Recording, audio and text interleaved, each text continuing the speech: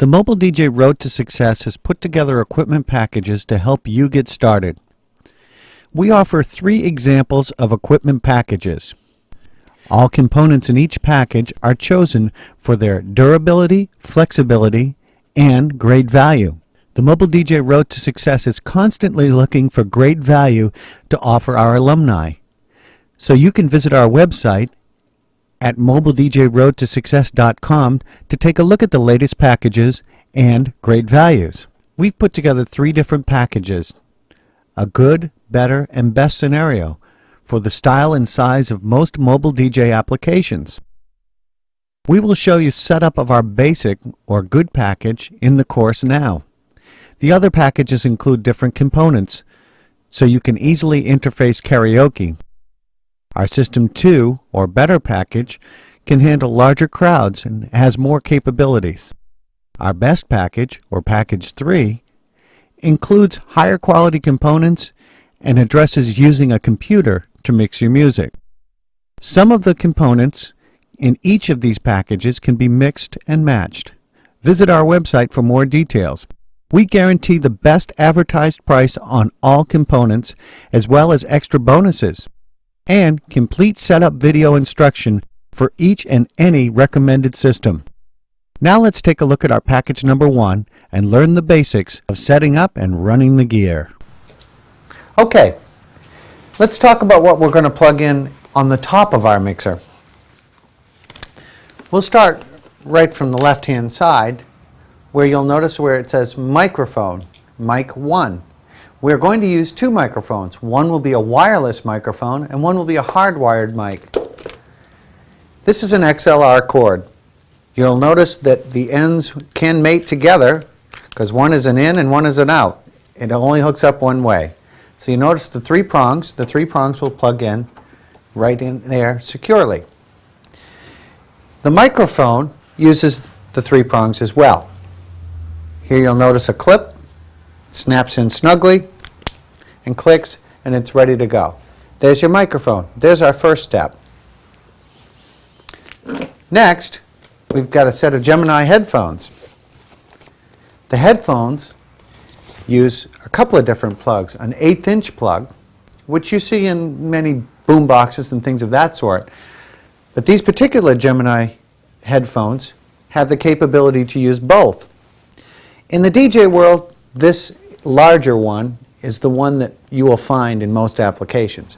So we're going to plug that 1/8" into this adapter. This happens to be a funky little curved adapter, which is very handy. It doesn't stick up out of your mixer. Then we're going to plug that into our mixer. There we have it. Headphones, microphone. That's all that attaches on the top. Let's take a look at the back. Now we have a look at the back of this mixer. Don't let all these inputs and outputs fool you. We're just going to show you exactly where you need to plug in on this particular system. If you'd like more information on ins and outs and why they're different, please watch the Mobile DJ Road to Success Advanced Sound Training. We'll go in more in depth into what those inputs and outputs are. We have 2 different leads. These look familiar. This is just like you see in your home audio system. These are called RCA plugs. And what we're going to do is we're going to plug our CD player and RCA plugs into line 3. Directly above that, in our channel 2, we're going to take our toggle switch and set that to 3. 3 and 3. We're going to leave this first channel unused. Next, we're going to move to the next channel. You'll find that this is channel 4. But for reasons that I'll explain in a moment, we're going to plug this into channel 5. Again, this is a left and a right coming from our CD deck. This is one CD deck, and this is the other CD deck. We're going to plug this directly into line 5. We're going to hit the switch and switch it over to channel 5. And now we've got one CD player here and one CD player here. You'll notice that that says channel 2 and channel 3. Down here on our crossfader, which I'm going to get into in just a moment, you'll notice that it says channel 2 and channel 3. Look, those are the channels that we're plugged into. What this crossfader does is fade between these 2 channels. This one will play only this channel, and when engaged over here, it will play only this channel and drop this channel out, and vice versa. Also, you're going to look and plug in our RCA cables, a very similar cable, to the master output. There is one for each, a left and a right. Everything is stereo. What this cable will do is go to the speakers. There's a left and a right.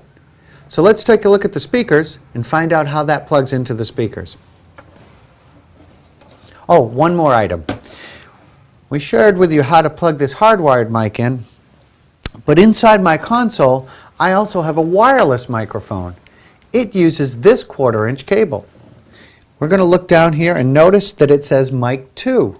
Mic 1 is the DJ mic, mic 2 is this input. This comes from our wireless receiver. The receiver is what receives the sound from the microphone. It plugs in just like a regular microphone, and now our wireless mic is plugged in. Here's our wireless mic. It transmits to the receiver, which is the unit with the antenna or antennas on it, from that box into this hole here. So now we've got our mics hooked up, we've got our CDs hooked up, we're almost ready to go. Let's take a look at the speakers.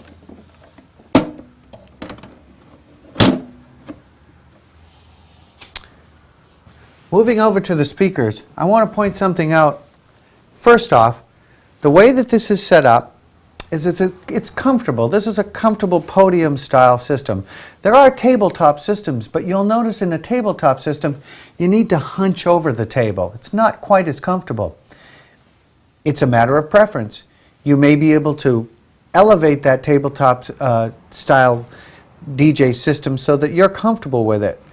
But what we're recommending with our Package 1 in the Mobile DJ Road to Success is this podium style case from Gemini, the CDX Gemini 402 CD player, and the PMX 1100 stereo mixer.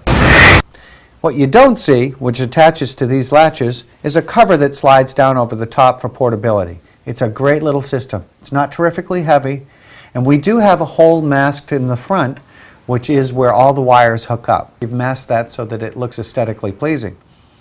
Now the wires are snuck down below this table, and now we're going to go to our speakers. Obviously we're plugged into the wall as well, because everything needs power. So now let's take a look at the speakers. You'll notice that the speakers are set in front of the DJ table. Here's something to remember. All of us have experienced that really loud screeching noise we call feedback. How feedback is created is when this microphone and a certain volume level, as you turn the volume up, when your microphone is directly in front of that speaker, you will experience feedback, and it's unpleasant for not only you but everybody else.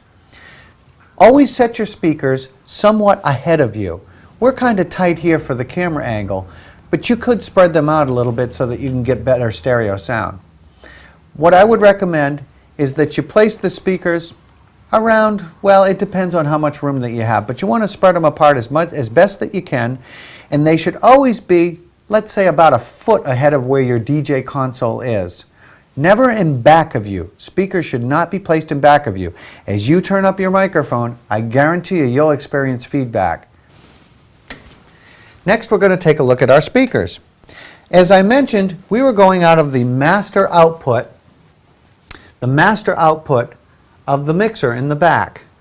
That terminates to this very same XLR 3-pin adapter.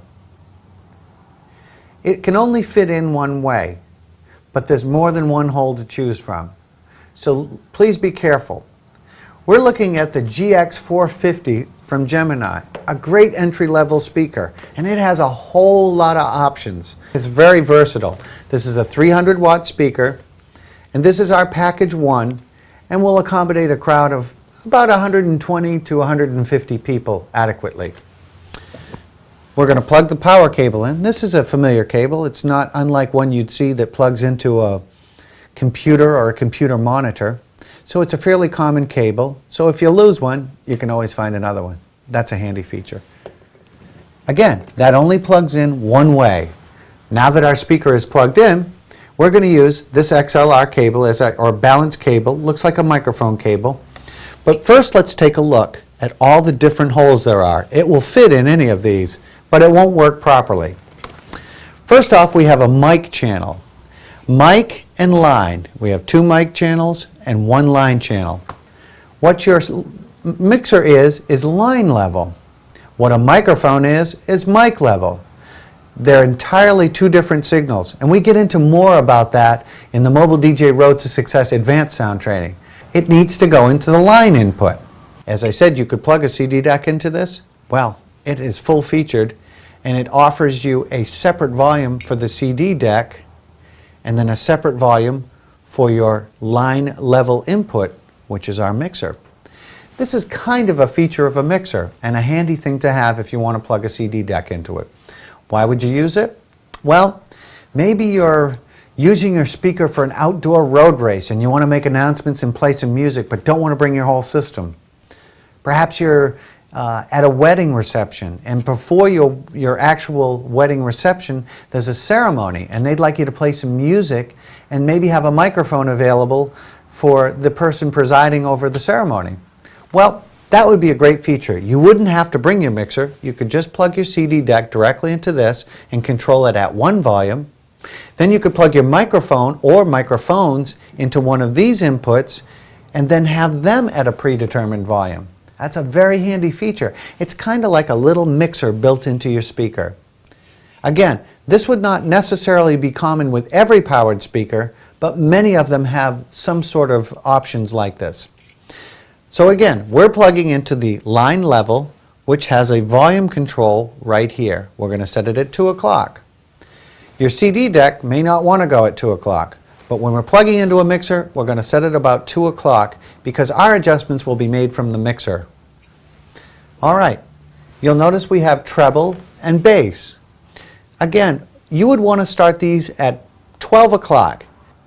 Well, that means that you have added nor taken away anything.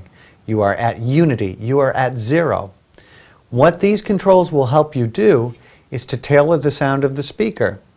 But we're going to leave them at 12 o'clock and add nothing or take anything away because we're going to make those adjustments on our mixer. It has the same controls on the mixer. So there you have it. We're plugged in, we turn it on, and we're ready to go. First off, we're going to go right through this mixer and explain what each of these things do. We're going to start here. This is where your... All right, let's start with the beginning of this mixing board. First off is a mic input. This is where your hardwired microphone will plug in. That's important. You'll want to use a hardwired microphone because it's tried and true always. There's no dropout. It's a safe way to go. That will be what you use. In the back, as I showed you earlier, is where your wireless microphone will plug in. That's key. The wireless microphone is what you'll want to use for the toast at the head table or special announcements at some other type of event. This has a level control only, which just means it will control the volume of the microphone. Down below, you'll notice what it says talk over and microphone off and on. This is a talk over button. You can flick this switch on to dip the music down when you want to talk over a music selection. We're going to leave this off. That covers that channel. We're going to move to channel 1. Now currently, as I explained earlier, we're not going to plug into channel 1. Because we want to use this crossfader right here. And the crossfader, what that does is it segues music from one to another. It basically overlaps the music and transitions one channel to another channel. We're going to demonstrate that, but I just want to show you that this is hooked up to channel 2. It says channel 2, and this says channel 2 as well. So this is going to be our first CD player, which is here. It's plugged into channel 2. You'll notice on the other side of the crossfader, it says channel 3. Channel 3 is here. That's where our other CD player is plugged in. Essentially, a dual CD player is 2 CD players built into one chassis. They work independently. So this is one CD player, this is the other. You'll notice that this is assigned to line 3. That's where we're plugged in, as I showed you earlier. And this is assigned to line 5, which is plugged in here. Those are the corresponding inputs to this channel here. Now what you're going to notice when I push these buttons is you're going to fade out of this song and fade into this song. That's what a crossfader does. It fades out of this song into this song, or vice versa. Fades out of this song into this song. That is all a crossfader does. Some club DJs use these to do tricks and to get different sound effects, but for the mobile DJ, this is a segue tool to transition from one song to another. Each of these channels have a cue button. What the cue button does is it allows you to preview music before it goes out the main and to the front speakers. A cue button is very important. You may not want to start a song exactly at the beginning. You may want to start a song somewhere towards the middle, or perhaps there's an a cappella part in the beginning. So we'll want to sometimes cue songs to a certain point, and we'll get into that more. There are features on the CD deck that allow you to scrub or roll into a certain part of a song. The cue button will light up red when it's activated, and then you will connect your headphone to this headphone jack as I have here. Now, the cue has a separate level so that you can hear it through the headphones. Right next to it, you'll notice two buttons, Program and Cue. If I want to hear what is playing when this cue button is activated, I must slide this over to Cue. When this button is over on Program, what this does is it represents what's going out to the speakers from the master out to the speakers. Again, Program, Cue. So if I want to listen to a certain part of a song, I engage this cue button, I set the volume, and I take my headphones and I listen to what is going to come up. I may use 1 cup, may use 2 cups. That's particularly up to you. It doesn't really make any difference. All you want to do is be able to find a certain part of a song and cue it up. That's how that works. There's the headphone output. These are basic tools that are on each and every mixer from Gemini or any other brand. So as we move through, you'll find just more repetition. There are just more inputs. There are more channels that you can use for other CD decks or other sources. Down here, however, this one is different. It says Mic 2. Again, as I showed you when we set up, that's where your wireless microphone will plug in. So you'll want to make sure this switch is switched over to Mic 2.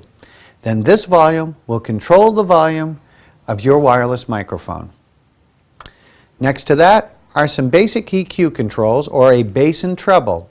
This will control the overall sound. Everything that passes through the mixer will pass through this individual bass and treble. On other mixers from Gemini and other manufacturers, you'll find these controls on individual channels as well.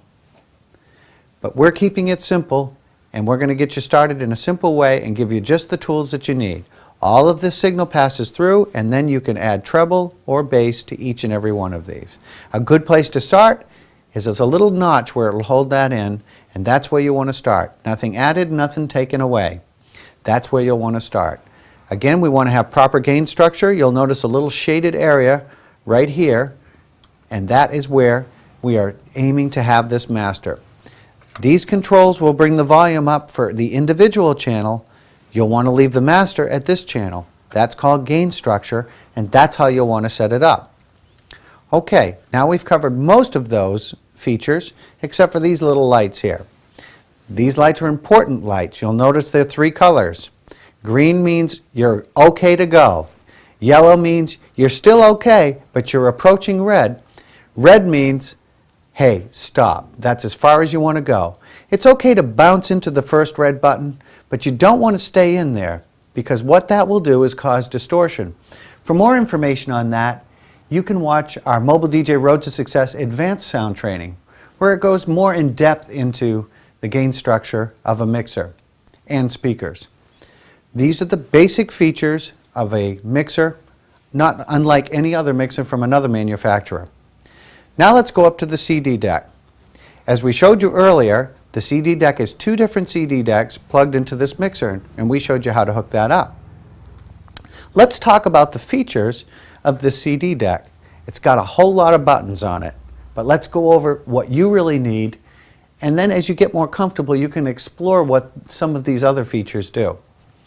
First off is the time button. The time button will just allow you to count the song backwards or forwards. When I engage that, you'll notice it goes to 0. When I hit it again, what that does, this song is 1 minute and 52 seconds. It's a sample song that I've written for the course. And what that will do is count backwards. When it gets to 0, your song will end. Pretty basic stuff, but that's a great feature that you can make it count backwards. Then you can know, hey, it's time for me to find another song and switch to the other CD. Next, you're going to find a single auto cue. What the single auto cue will do is it will only allow you to play one CD, one song rather. So at the end of that song, it will stop automatically and won't go into the next song. That's a nice feature. That would be a feature that you would want to use. If you notice I hit it again, it says continue. What continue will do is allow you to play an entire CD. That's a handy thing to do as well. Perhaps you're playing some dinner music or some other type of application. Again, all it does is allow single play or continuous play. Not unlike a feature that you might find on a home CD player. Next, we're going to find some looping features. We're not going to really get in depth with the looping features for a couple of different reasons. I want to keep this simple. It's a great feature and you'll want to explore it some more, but basically what it'll allow you to do is find a particular clip of a song, trigger when you want it to start and when you want it to end, and it will just rotate that. There are some applications for that, but it's mostly a club DJ function where you would find a particular beat and then perhaps paint on it with other different sounds or samples. That will be something you can explore in your spare time. Next, we're going to find track skip. Track skip is just going to allow you to go from one selection on your CD to the next. Very simple. Plus 10 will allow you to go anything above 10. What this queuing button does is, remember we talked about queuing down here? Well, a queuing button allows you to hear what you're doing on the CD. I think you can hear that now. What it's doing is you're finding a particular part of a song, like a beat. That's important because you'll want to start on a particular beat or a particular note. So that's what that cue button does. Once it's pressed again, it says, okay, that's the cue point that I want to use and I'm ready to play. That's what that does. The cue button allows you to hear, and then you can scrub through or scroll through. You'll find two different dials. There's one for greater changes and then one for kind of micro changes, as you'll notice right here. It changes it kind of a frame at a time, if that's the right word, that I'm kind of a second at a time. So now we have the cue button is flashing again. We're going to hit it again, and it stops and goes solid. That means it's queued up to that point very finitely. Next, you're going to go over to this button and you'll notice it's flashing. Hey, it's ready to go. That's pretty much what you need to know to queue up a CD player. What you'll want to do is play with that a little bit and get a feel for it. Don't be afraid of it. Just play with it a little bit. We've covered those features. Next, you'll see pitch. When I hit this button, I can either choose to engage it or not to engage it. There are two different things that you will do when you change the pitch. This pitch bend is a temporary change of the speed of the song. And for what reason? Well, if you are going from one song to another and you wanted to slow down a particular song so that you could catch the beat or speed up a piece on a song just temporarily, you would use this pitch bend. It's kind of like just pushing something or holding it back. It's like dragging your finger on a turntable. That's where that feature comes from. So there is a pitch bend so you can move it forward and backward. Again, if you're not doing club mixes, you may not use that feature, but it's a nice feature to have, and Gemini's included it in their CD deck. Next, we've got a pitch control. What the pitch control will change the sound, the pitch of the song, and it will stay constant the entire time, unlike the pitch bend, which once you lift up from it, it goes back to its regular point or its regular speed. What this pitch control will do is raise and lower the speed of the song. Perhaps a song isn't quite danceable, it's a little bit slow, or you're trying to match a beat of another song. That's when the pitch control will come in handy. You'll engage your cue button and you'll listen to the pitch of the song and slide that up and down until you've got the appropriate speed. Once you've got the appropriate speed, you're ready to go. What we have here is an open and close button. This open and close button works down here. There's a replication. There's the same buttons down here or up here. When I press this button, you'll notice the CD pops out. It's ready to be taken out or ready for a new one to be put in. I can use either one of these buttons. We'll use this one here. Well, an important thing to remember when you're mixing music is the bass drum and the snare drum. That's exactly what makes people dance, that bass drum that slams and that snare drum. So I've chosen these basketballs as kind of a visual of how that beat might work. Let's consider the floor of the bass drum and my hand the snare. Boom, boom, ch, boom, ch, boom, ch. So there's the visual, and really what we're looking to do is to match these perfectly. Well, what happens if you don't? Well, you hear it, just like you do with these basketballs. You hear that kind of an echo or trail. What we're looking to do is make these bounce exactly at the same time. Trust me, I'm no basketball player. But that's the whole concept of beat mixing. So as you can see, we've got two CDs flashing, and what this is telling me is both of these are ready to play. So let's play one and see how it sounds. I'm going to switch this to program so I can hear it through the headphones and not cue.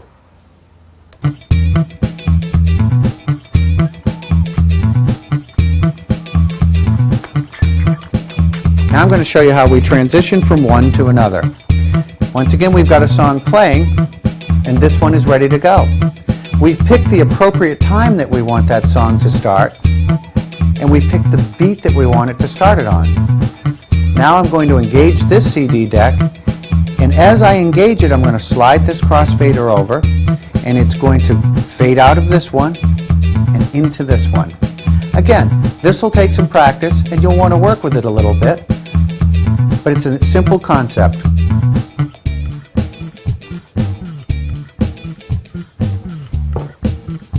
There you'll notice we're playing CD 2.